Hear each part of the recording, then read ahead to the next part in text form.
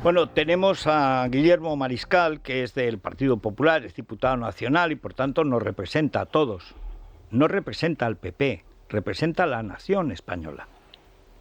Esto conviene recordarlo. O sea, cada diputado representa a todos los españoles. Sí, hasta Rufián. Esa es la legalidad española y la legitimidad española. Por eso cada diputado debería ser libre. Una cosa es salir en las listas de un partido, como independiente o como miembro del partido, y otra cosa es la representación. Cada diputado representa la soberanía nacional, representa a todos los españoles. Y Guillermo Mariscal, además, es secretario tercero de la mesa del Congreso, con lo cual pues estará en primera fila viendo el espectáculo. Guillermo, muy buenos días. Muy buenos días. Bueno, tenemos con nosotros a Raúl Vilas, que además es gallego, viene de zona bilingüe, por tanto, ya digamos que nació en el conflicto. Sí, lamentablemente, sí. Es así. Porque la educación es donde ya lo percibes desde muy pequeño. Esa es la gran cuestión. Era la diferencia. Conviene recordarlo. Yo es que en el 79 escribí Lo que queda de España, porque esto, que es un plan del PSC, no de Pujol, ni de Esquerra, era un plan del PSC, la conversión, los charnegos agradecidos, la inmersión lingüística, es un plan del PSC, desde siempre. Se veía venir, la lengua es una herramienta para convertir a los ciudadanos de primera y de segunda. Cuando dice la lengua propia de Cataluña, no, las lenguas propias de Cataluña son dos, el castellano y el catalán, o el español y el catalán, igual que en Galicia, igual que en el País Vasco. Y al principio solo Cataluña lo usaba así. Y por esto es una idea del PSC, lo explicaba Pepe García Domínguez el otro día, hay una pirada nacionalista, separatista, siniestra, del PSC que defiende que no existe una lengua española, que todas son lenguas españolas. Eso, pinchar un palo. ¿De qué? ¿Cómo va a ser el euskera la lengua de los españoles? Bueno, pues eso que es de sentido común no es de sentido común. Y luego estamos en la cuestión técnica. Guillermo, ¿cómo se va a desarrollar? Porque los letrados han dicho que esto legalmente no se puede hacer, pero se va a hacer.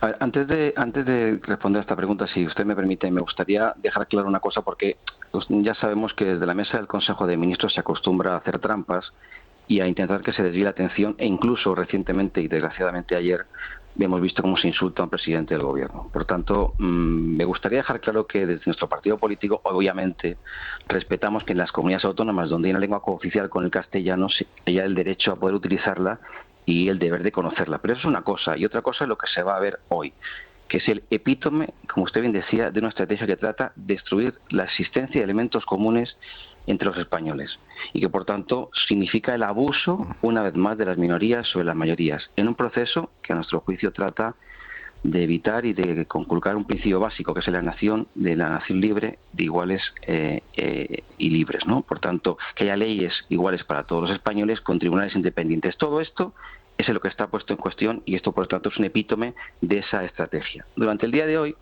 lo que va a ocurrir es que hay una mesa, nosotros vamos a fijar una posición contraria a la modificación de este reglamento. Me gustaría decirle a los oyentes que el pasado 23 de junio del año 2022, hace apenas un año, el Partido Socialista votó en contra en el Pleno del Congreso de los Diputados a la modificación del reglamento.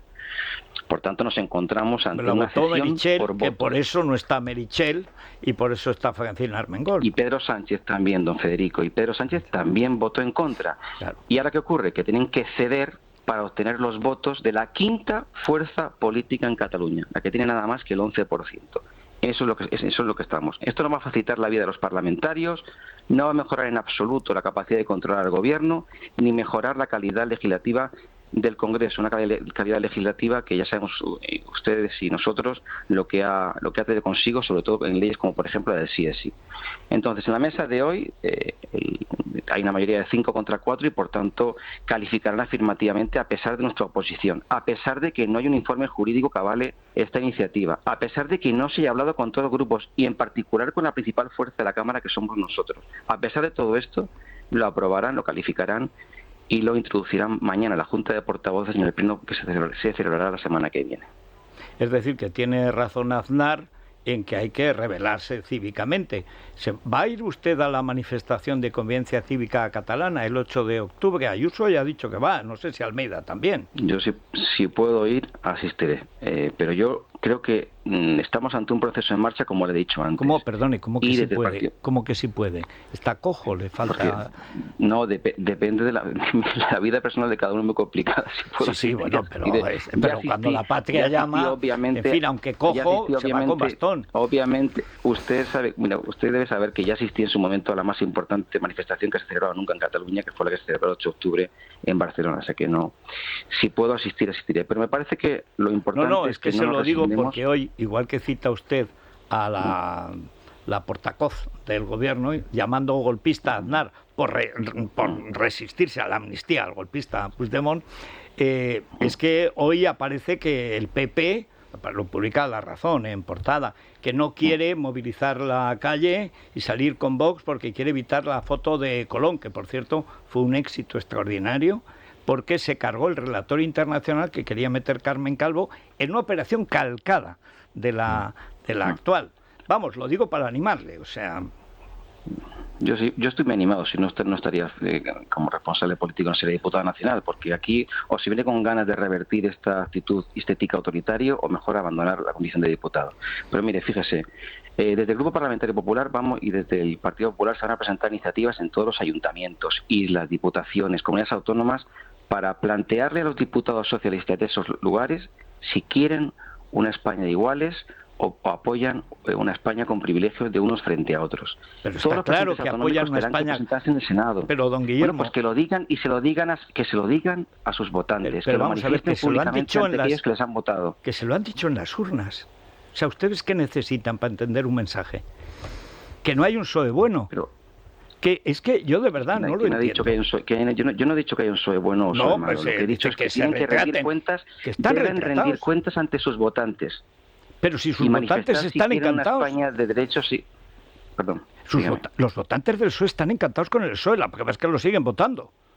Ha sacado 7,7 millones de votos, de gente a la que le da exactamente igual, ni España, ni libres, ni iguales, ni nada. Lo único que quieren es que la derecha no mande y que manden ellos.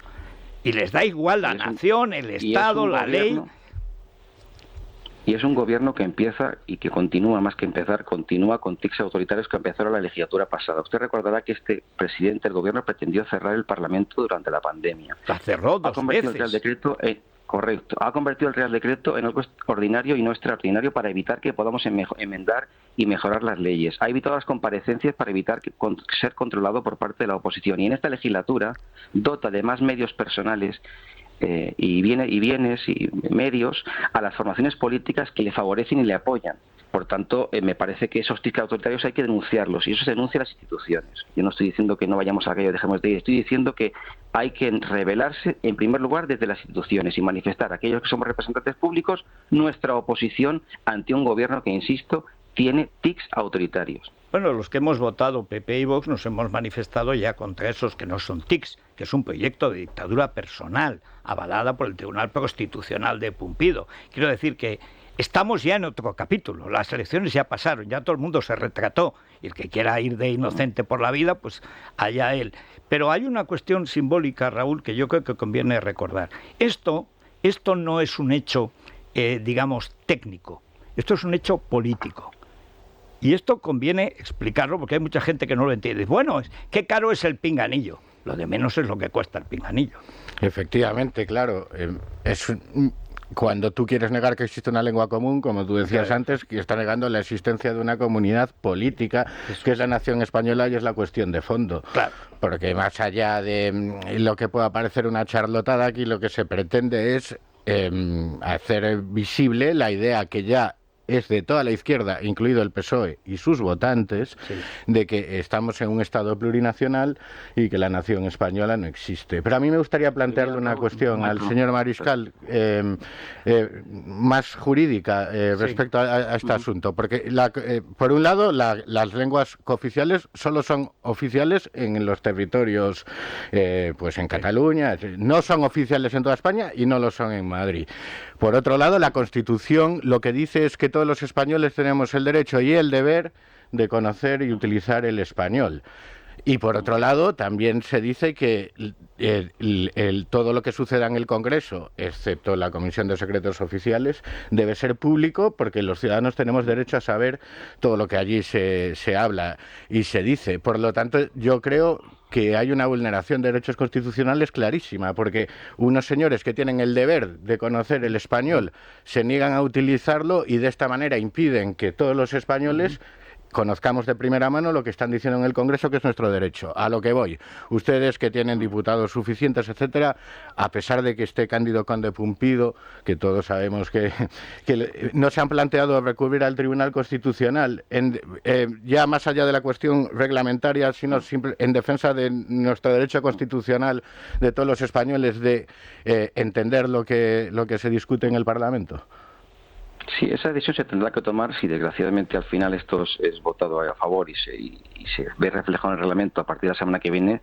Tendremos que plantearnos tomar esa decisión. Lo que yo sí tengo, y a su pregunta le respondo, dudas razonables por entender que esto puede vulnerar la Constitución, no solamente el artículo 3 al que usted hace referencia, porque hasta qué punto es justo que una persona utilice en exclusiva una lengua diferente al castellano y sea escuchada o estén delante personas que no tengan la obligación de conocerla. Esto lo que hace es limitar mi capacidad como parlamentario, por tanto incide y también puede vulnerar el artículo 23, el derecho a la participación de todos los españoles. Por tanto, yo creo que hay una vía clara de conculcación de la Constitución española, pero más allá de eso, que también lo que hay es la pretensión, y esa es una opinión que les manifiesto aquí, la pretensión de evitar que el Parlamento sea útil.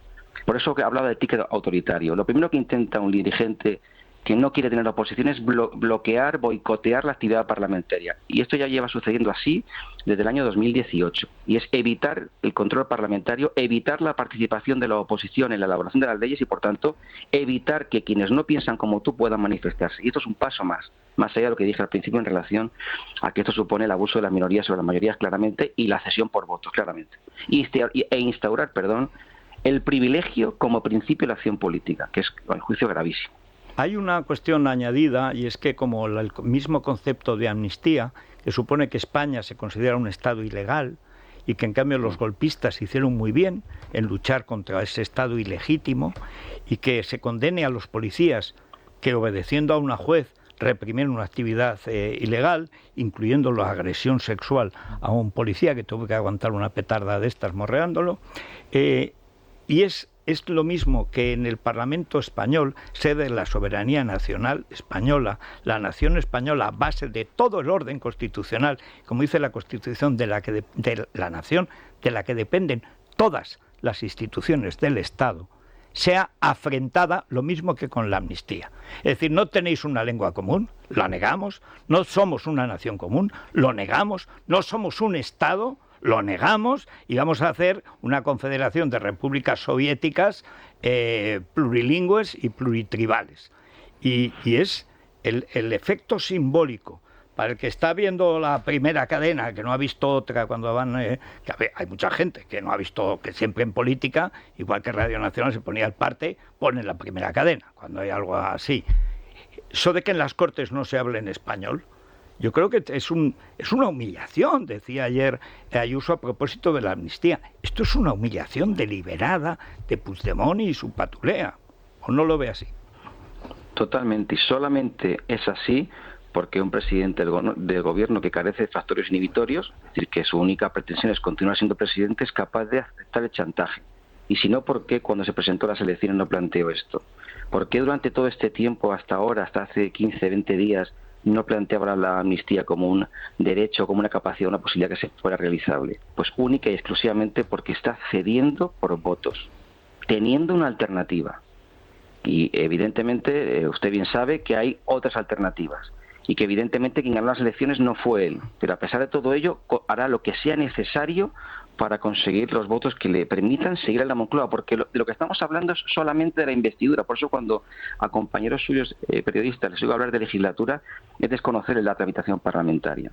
Lo que vamos es a una investidura que va al bloqueo de la capacidad legislativa y de gobierno de la cuarta potencia de la zona euro. Y ahí la gravedad de lo que estamos viviendo, y esto de las lenguas en el Congreso es un paso más en este proceso que está en marcha y que necesita y tiene al Partido Socialista como colaborador necesario para el desmantelamiento del Estado de Derecho tal y como lo teníamos hasta ahora. Raúl. Sí, usted comentaba que pretenden que el Congreso no sea útil, y es cierto, pero también pretenden que sea útil para lo que ellos quieren.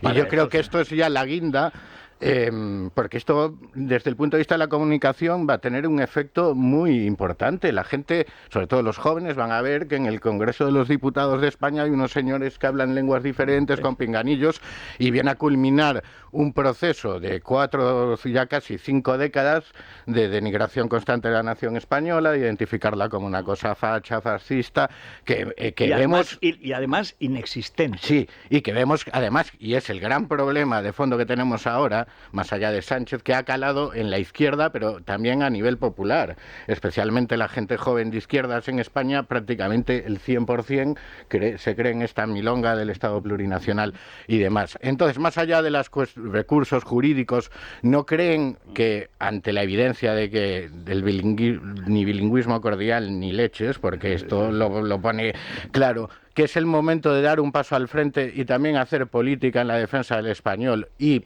por ejemplo, plantear una ley nacional que garantice a todos los ciudadanos españoles su derecho constitucional de usar el español en todos los ámbitos, incluido la educación, la relación con la administración, como se ha hecho en Valencia, muy bien hecho, en Baleares un poco menos, pero por ejemplo, Galicia, que lleva muchísimos años gobernada por el Partido Popular, si no te puedes pagar un colegio privado, es prácticamente imposible acceder a una educación en español.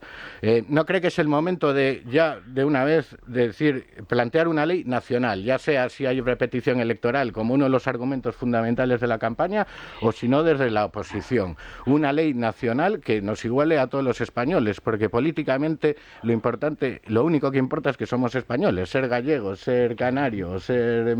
Eso decían en las Cortes de Cádiz, decía Capmany, diputado catalán, dijo, ya no somos catalanes, ni asturianos, ni andaluces, ni aragoneses. Somos españoles. No puede haber diferencias para un español que viva en La Coruña y a uno que viva en Almería a la hora de poder escolarizar a sus hijos en la lengua que la Constitución dice que todos tenemos el derecho a utilizar.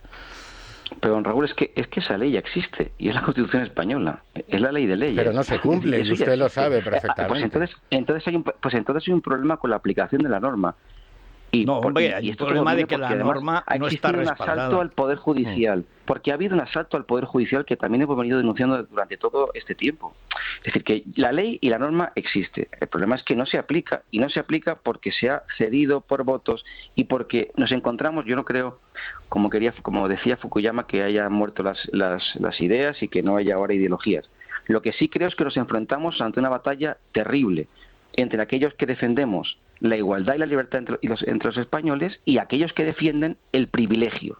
Claro. Y me parece que ahí ya eso sobrepasa con mucho a los partidos políticos y sobrepasa con mucho a izquierdas o derecha.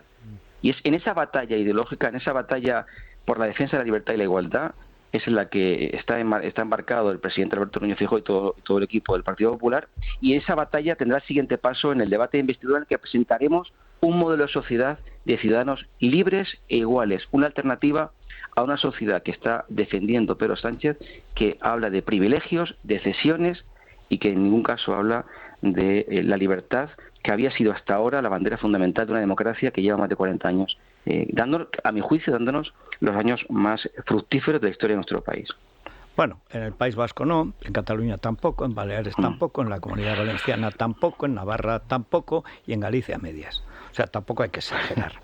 Pero bueno, no han estado mal. Económicamente, sin duda, desde los Reyes Católicos no hemos tenido periodo más fructífero, sobre todo los años de Aznar, que han sido milagrosos. Pero hay cosas, antes hablaba usted de los tics. Yo publiqué hace tiempo en un libro La dictadura silenciosa, cuando mandaba Felipe, que era un tirano. Conozco el libro. Bueno, pues ahí digo, mecanismos totalitarios. Tengo en cuenta que mi generación, yo soy de 74, es aquella que se afilió al Partido Popular y que se embarcó en la política para echar aquel gobierno que usted denunciaba en aquel libro. O sea, encabezado por Felipe González y Alfonso Guerra. ¿Quién nos ha visto?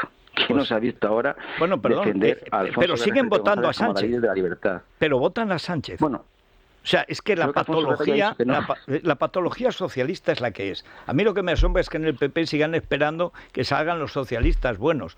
Los últimos buenos los mató Zapatero Bueno, hace 20 años. Y entregaron el monopolio de la vida cultural al Grupo Prisa, que tiene mucha relación con todo esto que estamos hablando. No, ahí tienes a Barroso. La exaltación constante del nacionalismo, siempre. como lo progresista y lo moderno frente a la carcundia española, Eso viene de ahí. y de Cebrián. Y de Cebrián, que ahora también Cebrián ¿Quién dice... hizo a Cebrián lo que fue? Felipe González. Por supuesto. Y, en fin. Bueno, no vamos ahora a enfadarnos con aquellos que saltan del barco del privilegio y de la desigualdad. No estoy yo y muy la falta de seguro, don libertad. Guillermo, de que hayan saltado. Estos viven en el privilegio, lo que pasa es que tienen 80 años. Ellos Le veo con falta de esperanza. Yo son se los lo tengo. armadores del Ninguna. barco. Yo, esperanza en la izquierda, ninguna. Mi única esperanza es yo derrotarla en el ser y humano, destruirla. Yo en el ser humano sí. Yo creo que el ser humano tiene una tendencia a no autodestruirse y por eso... Perdón, el ser humano es muy malo. Político. El ser humano es muy malo. Mire la Federación Española de Fútbol. Está llena de gente muy mala. Y la Eso es. Liga. O sea, hay gente muy mala por ahí. Es que leer a Malo Pinker hoy saber en los día ya hilos, es pero no muy son complicado. tantos. Pero en fin, que Dios le conserve la esperanza y esas cosas y luego ya a ver cómo Y a se usted las desarrolla ganas. lo Y a de usted hoy. y a usted las ganas. Y a usted No, las no, ganas de también. eso no le quepa ninguna duda, porque en Teruel es lo único que nos queda. O sea que vamos buenos. Bueno, muchas gracias, Guillermo Mariscal. Un orden fuerte a usted y a todos los oyentes. Muchas gracias.